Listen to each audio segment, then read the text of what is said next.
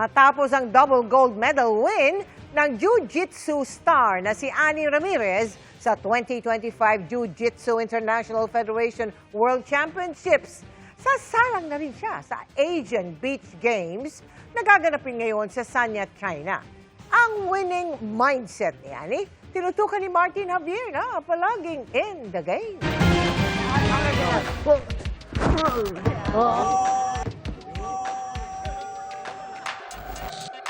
Hindi lang basta lakas, kundi technique, timing, at strategy. Yan ang labanan para manalo sa grappling-based martial arts at combat sport na jiu-jitsu. Kaya naman tinatawag din itong physical chess. Isa sa pinaka-decorated jiu-jitsu athletes ng bansa, ang 3-time SEA Games gold medalist at Asian Games gold medalist na si Annie Ramirez. Kilala na siya sa pagdomina ng regional at international competition sa mundo ng jiu-jitsu. Nito lang Nobyembre, isa na namang panibagong career high ang kanyang na-achieve.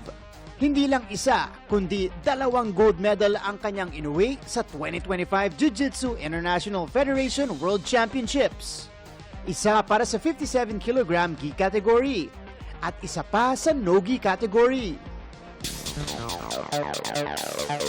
So, one of the biggest moments of your career. Would you consider it as the biggest moment so far? Yes, I think kasi I've been chasing the World Championship title since nag-start akong maglaro. For me, it's a big accomplishment na finally, after 5 years. Walk us through the final match. You were up against, I think a Swedish. Oh, okay. Si Astrid. She was a previous World Games gold medalist naman.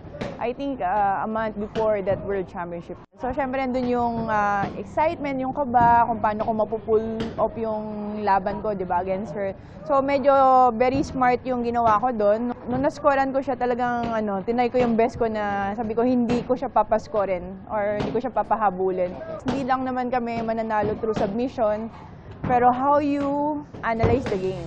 Mula sa pamilya ng national athlete si Annie, lumaban muna siya sa judo ng collegiate level bago nag-transition sa jiu-jitsu. Dito na niya naging coach ang mentor at legendary SEA Games consecutive champion na si John Bailon. I'm lucky enough to have a mentor like I said, si Coach John Bailon.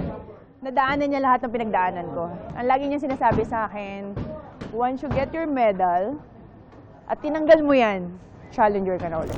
No signs of slowing down na si Annie. Nakasalukuyang pinaghahandaan ang susunod na laban niya sa Asian Beach Games sa Sanya, China. Mga kapuso, nakasuot na tayo ng gi. Ready na tayo mag-try ng jiu-jitsu moves kasama si Coach Annie. Yan, Coach. First up, ang passing the guard. Yan. Okay. Okay. Yan. To armbar. Okay. Ano yan? Okay. At kung paano mag-body drop.